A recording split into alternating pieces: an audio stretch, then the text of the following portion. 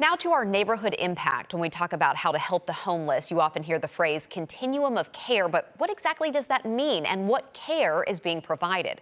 News 2's Mark Kelly got those answers from the chairperson of the Homelessness Planning Commission.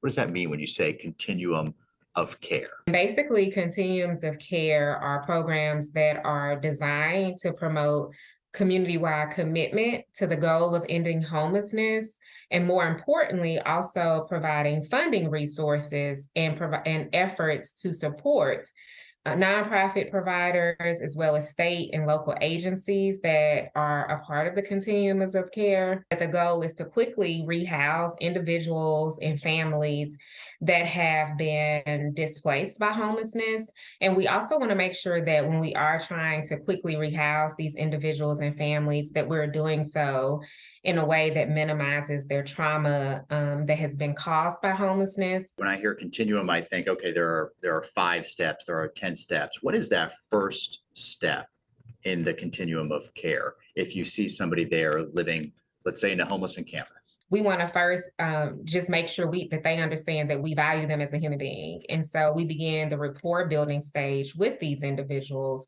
And then, of course, we begin identifying what are their needs? What do they think they are? And once that's determined, then how can we support what their needs are and do that in a way that's effective and in a way that is helpful to that person. But the ultimate goal is to house individuals. Housing is what cures homelessness. Do you have, or is this another organization, have a team of people that go out there and make that initial connection? So it is a definite team approach of these various agencies, along with the Office of Homeless Services, Metropolitan Department of Housing Authority, and then also faith-based, because often some of the faith-based communities are the ones who are providing what we would now, some of our transitional housing options through the mobile navigation. But that is what all the different agencies can do. What can we as individuals that aren't a part of that? I mean, what can I do in a moment like that? What could anyone do?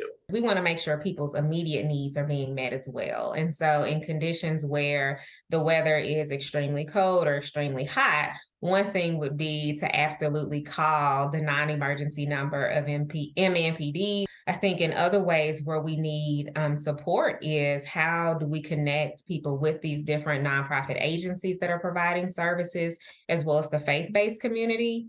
And then often we're also always looking for landlords, but the ultimate goal, honestly, is to try to get them as quickly housed as possible in permanent housing.